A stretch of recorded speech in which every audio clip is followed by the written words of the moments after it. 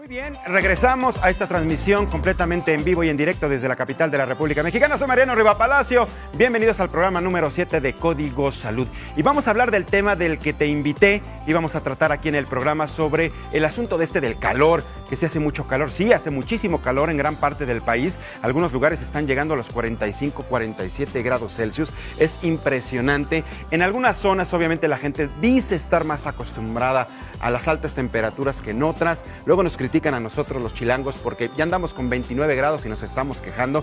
Y los del norte nos dicen, ay, chavo, no te quejes porque aquí estamos peor que allá. Pero ¿es cierto esto de que la temperatura puede modificar nuestro estado de ánimo, nuestro comportamiento? Y quiero agradecer, ya se encuentra aquí con nosotros el doctor Sergio Mendoza. Él es médico internista de la Facultad de Medicina de la Universidad Nacional Autónoma de México. Doctor, bienvenido, muchísimas gracias por estar con nosotros. Gracias por la y invitación. agradezco a la doctora Emilia Lucio, ella es psicóloga de la Universidad Nacional Autónoma de México. Bienvenidos los dos, gracias por estar con nosotros. Gracias. Doctor, ¿es cierto que se modifica el temperamento, podemos ser más agresivos, incluso violentos, con las altas temperaturas? Bueno, se modifica relativamente, porque ni la violencia es exclusivamente porque hace calor, ¿no? El calor influye, pero es uno de los factores que influye. La violencia es una conducta multifactorial que tiene que ver con muchas cosas, que la persona se sienta frustrada, que la persona esté irritable por alguna condición, no nada más el calor. El calor puede producir agresividad, pero también puede producir otras cosas, ¿no? Como deprimirse, un golpe de calor pues puede llevar a la gente pues a veces a la muerte, ¿no? O sea, hay diferentes reacciones al calor, ¿no? Entonces, es un factor, pero no es el único. Vaya, es un factor no determinante definitivamente, no, pero bueno, sí influye en el comportamiento, la manera en que las personas se pueden conducir. Pero sí hemos visto casos de gente que se pone de malas, gente que se pone molesta, sí se pone agresiva, no te le atravieses en ese momento. Si va, por ejemplo, manejando en la Ciudad de México y alguien se le cierra, bueno, nos dicen hasta de lo que nos vamos a morir. ¿En qué parte del organismo influye todo esto? Sí, Mariano, es un hecho que a nivel mundial el calentamiento global está haciendo pues de mucha influencia. Se ha visto que en los últimos años... Y sí es cierto este asunto del calentamiento global, ¿no? Sí, porque ya el fin de semana por ahí leíamos que era un invento de no sé quién. No, claro, el calentamiento global es real. Se ha visto que prácticamente en los últimos años ha aumentado la temperatura promedio 0.6 grados centígrados. Es muchísimo.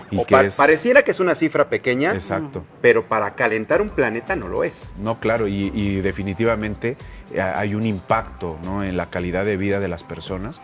Inclusive se ha visto que, por ejemplo, en México hay cifras que hablan de que un golpe de calor puede ocasionar la muerte, hasta la muerte en varias personas.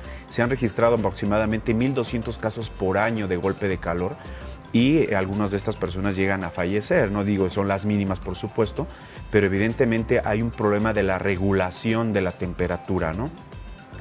Nosotros tenemos que mirar que cuando un paciente llega con una temperatura de 40 grados, en un contexto de una piel seca y que había tenido probablemente en los minutos anteriores a lo mejor un ejercicio excesivo, altas temperaturas, con alta humedad, y llega con la piel seca, es importante que nosotros sospechemos en un golpe de calor, y sobre todo si empezó también a tener estas manifestaciones que estamos comentando.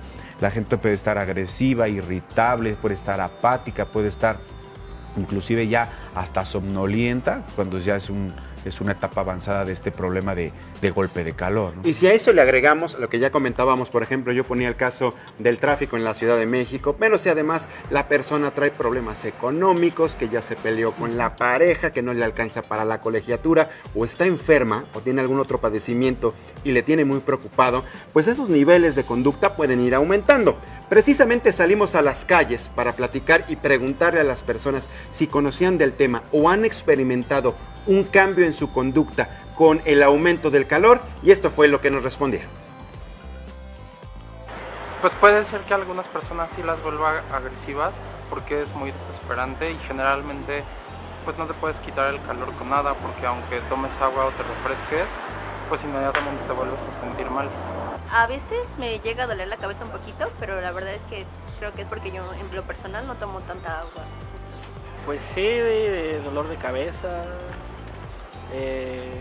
no sé, de repente desangrado nasal, cosas así, deshidratación tal vez, ganas de estar tomando agua. Y por lo pronto, estas Puede ser personas que algunas entrevistamos en la calle precisamente para saber cuáles son sus condiciones con las altas temperaturas, pues sí, todas reflejan en algún momento algún cambio, ya sea de temperamento o directamente orgánico, ¿no? Sí, así ¿Qué es. se puede hacer? Porque finalmente estamos padeciendo una temperatura que además también da la sensación o la impresión, doctora, que cada año que pasa es más caliente. ¿Cómo le Sí. podemos hacer precisamente? ¿Cuáles son las recomendaciones para que no padezcamos ni cambios de conducta violentos o que vayan directamente a lo agresivo, incluso golpes de calor y otros padecimientos por las altas temperaturas? Bueno, yo creo que como se comentaba un poco en el punto anterior, hace falta mucha educación, ¿no?, de la salud, y yo creo que también algunas políticas públicas que nos ayuden a educarnos, ¿no? Por ejemplo, sabemos que cuando hace mucho calor tenemos que tomar más agua, ¿no? Y a veces no lo hacemos, ¿no? Y, por ejemplo, si se une el calor a la contaminación que hubo la semana pasada, pues empiezan muchos síntomas, no nada más el dolor de cabeza, y algunos de los que comentaron las personas. Por ejemplo, arden los ojos, puede haber hemorragias, dolores de cabeza, náuseas, ¿no? Se combinan los factores, y entonces, pues por ejemplo, tomar agua es muy fácil en muchos lugares, pero no en todos, pero no lo hacemos, ¿no? Y también estar pendiente de no hacer ciertas cosas cuando el calor es tan fuerte, ¿no? En la Ciudad de México, pues sí tenemos mucho calor, pero no como en otros estados, como usted dice, en el norte, en el sureste. Sí, que tienen unas temperaturas incluso a la sombra bárbaras y la sensación todavía es más elevada. Aquí hay una pregunta muy interesante porque platicando precisamente con los compañeros del equipo de Código Salud, cuando empezamos a ver que este es un tema interesante, veíamos, bueno, por ejemplo, si está comprobado o hay un estudio en el cual se modifica el temperamento o la manera de conducirse de alguna persona hacia lo violento, por decirlo de alguna manera, con las altas temperaturas, ¿qué pasa con la gente de Veracruz? La gente de Veracruz también vive en lugares muy calientes y es de la gente más agradable, fiestera, ¿no? Le encanta precisamente la fiesta, la pachanga. ¿Por qué no se refleja ahí? Otro caso, antes de responder, en la parte norte, por ejemplo, Hermosillo, de repente la gente sí puede llegar a ser un poquito, habla fuerte, mandón. ¿Pudiera ser también por este asunto del calor? En realidad tenemos que, de forma general, antes de ahondar en cómo se puede manifestar por alguna población, es que tenemos que identificar los grupos de riesgo, ¿no? Los niños de menos de 5 años o los adultos mayores de 65 años son más vulnerables de tener estos problemas.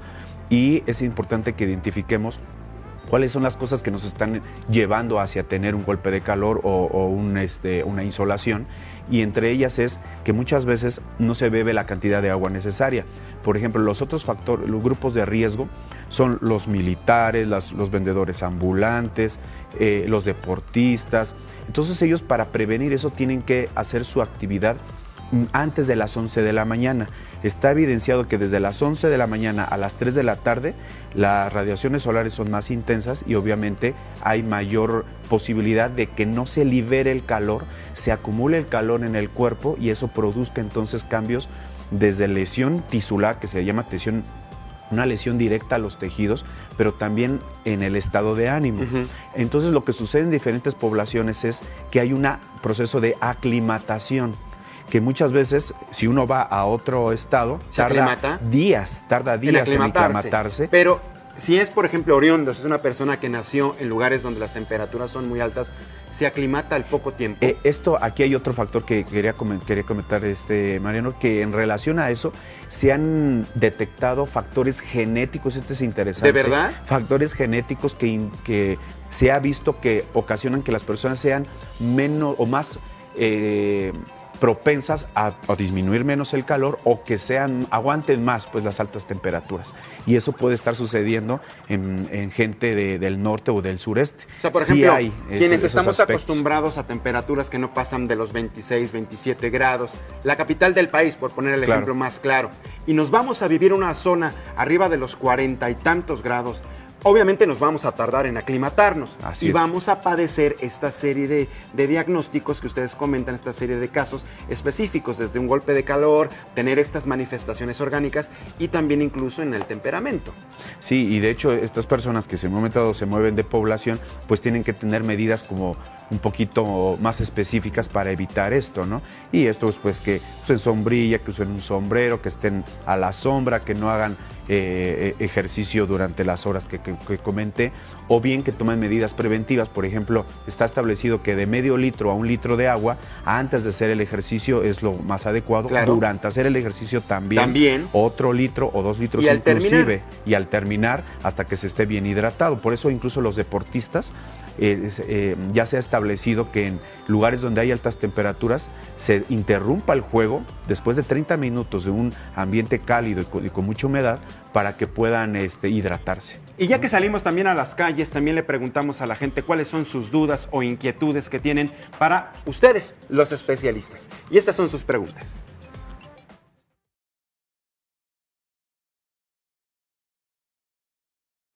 ¿Y cuáles son los síntomas que puedo notar en mí para poder prevenirlo?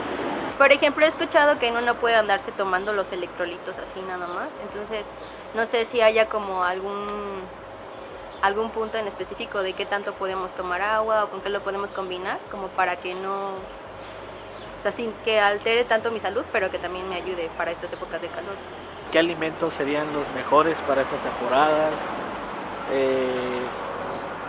¿Qué tipo de comida, fruta, no sé, agua, sí, agua, el agua natural o algún tipo de agua, el agua de fruta está bien para evitar la deshidratación y todos los malestares? Básicamente esas son las preguntas. Primero, ¿qué tengo que hacer para evitar un golpe de calor? ¿Y qué es lo que tengo que comer y beber? ¿Cualquier líquido me ayuda? Sí, en realidad es bueno pensar en líquidos que tengan electrolitos, ¿no? Los que usan estas bebidas conocidas que utilizan los deportistas. Es bueno porque cuando hay una deshidratación se pierden electrolitos, se pierde sodio, se pierde potasio, y es válido, inclusive si no se tiene a la mano una bebida de este tipo, en 1 litro de agua se puede poner una cucharadilla de sal, y eso ya se hidrata y se repone también electrolitos. Esa es una de las formas que se puede utilizar. En 1 litro de agua, una cucharadita de sal. Así es. Esa es una de las formas que se puede prevenir la pérdida de líquido y de electrolitos, que es también muy importante. ¿Y con esto puedo evitar un golpe de calor?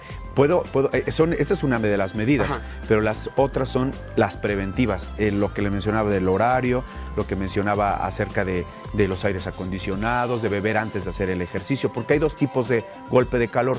Un golpe de calor que es a causa de la temperatura ambiental y por la humedad alta, y el golpe de calor ocasionado por el alto nivel de ejercicio, un ejercicio vigoroso que puede ocasionar una disminución en la liberación del calor. Entonces, dependiendo de esto, las medidas que se pueden utilizar son si la persona está con dolor de cabeza, empieza a estar mareado, empieza a vomitar, a tener calambres, dolor de cuerpo, inclusive estar somnoliento, se sienta débil, ahí lo que debemos hacer es empezar a hidratarlo, pero también se llegan a utilizar mantas de hielo, mantas de hielo para bajar la temperatura lo más pronto posible. Y antes de responder la pregunta de la gente en la calle que nos decía, la inquietud es ¿qué se debe de comer también? Nos están preguntando aquí en redes sociales, Iván Mendoza Álvarez, para una persona con diabetes, ¿cómo prevenir el golpe de calor? Eso es muy importante, Moreno, porque los pacientes que son diabéticos, que son hipertensos, son más propensos, es otro grupo de riesgo, son más propensos para tener este golpe de calor porque utilizan medicamentos que son diuréticos o que hacen que las arterias se constriñan, se espasmen, y eso disminuye la liberación del calor. Entonces, las personas diabéticos que en un momento dado tienen neuropatía, estos pacientes que tienen neuropatía luego no detectan esos cambios de calor, del aumento de su temperatura, y esos son los que más deben de hidratarse desde antes y evitar las altas temperaturas. Importante entonces, Iván, ahí la respuesta de nuestro especialista. ¿Hay alguna diferencia entre golpe de calor e insolación? Básicamente la temperatura. La temperatura. En el golpe de calor está establecido que el paciente llega con la piel seca y la temperatura a 40 grados. Y el paciente ya empieza con los síntomas que mencioné: náusea, vómito, debilidad, dolor, calambres, y muchas de las ocasiones ya hasta síntomas psiquiátricos, como puede ser apatía, puede tener desorientación y hasta en un momento dado el coma. Por eso el golpe de calor es una urgencia, Mariano. Eso es importante que todos nuestros televidentes sepan que el golpe de calor en sí es una urgencia. La insolación es como un pre hacia el golpe de calor. Y también uno se puede sentir espantoso. De con una malas, insolación, irritable. De malas y ese rollo. Y abarcando ese punto, ¿qué debemos comer? ¿Qué tipo de alimentos tenemos que consumir para evitar esta serie de situaciones por las altas temperaturas? Puede ser lo que son los cítricos. Cítricos, frutas. Las frutas. Pero también lo que se debe hacer es evitar dejar que los alimentos pasen más de 1 hora después de ser preparados para ser consumidos, porque se pueden echar a perder más fácilmente y después vienen las complicaciones gastrointestinales, ¿no? Comentaban lo del agua, rapidísimo, antes de hacer una pregunta a la doctora. Comentaban lo del agua, cualquier tipo de líquido, es decir, un jugo, agua sola, porque mucha gente cree que se quita la sed o se refresca por las altas temperaturas con un refresco de soda. Muy importante esa pregunta. En estos pacientes, totalmente contraindicado cafeína y alcohol y bebidas azucaradas. Nada, eso no nos va a quitar las altas temperaturas. No el nos calor. quita, es decir, nos va a quitar la sed y nos va a impedir que la gente consuma líquidos continuamente, número 1. Y número 2, la cafeína y el alcohol van a producir también mayor diuresis, mayor orina, que va a permitir que el paciente se deshidrate más. Entonces, el líquido que se debe tomar precisamente es el agua simple o con electrolitos. Y vamos de la mano. Atendiendo estas recomendaciones, doctora, entonces una persona puede modificar en el aspecto psicológico el comportamiento de que ya no vamos a estar enojados o tristes, incluso algunas personas deprimidas, de que ya nada más estemos buscando quién nos la haga para echar pleito. Atendiendo las recomendaciones del doctor, ¿podemos modificar esto? Bueno, hasta cierto punto sí se puede modificar, pero hay otros factores que van a influir y creo que mucho tiene que ver la educación, ¿no? En cuanto a la salud y en cuanto a las emociones, ¿no? Si una persona tiene dificultad de controlar las emociones y se expone demasiado al calor, pues obviamente va a tener más problemas, ¿no? Entonces, creo que es importante también que aprendamos, que haya una educación en cuanto a las emociones, especialmente en los que son padres, porque son los que van a educar a los niños, que son el futuro y que son los más vulnerables desde cualquier punto de vista. Y tiene que ver mucho entonces con la prevención y la educación nuevamente. Pues yo agradezco mucho a la doctora Emilia Lucio, psicólogo de la UNAM, y al doctor Sergio Mendoza, médico internista de la Facultad de Medicina de la misma Casa de Estudios, el haber estado con nosotros para platicar de este tema aquí en Código Salud. A los dos, muchas gracias y que tengan un excelente inicio de semana.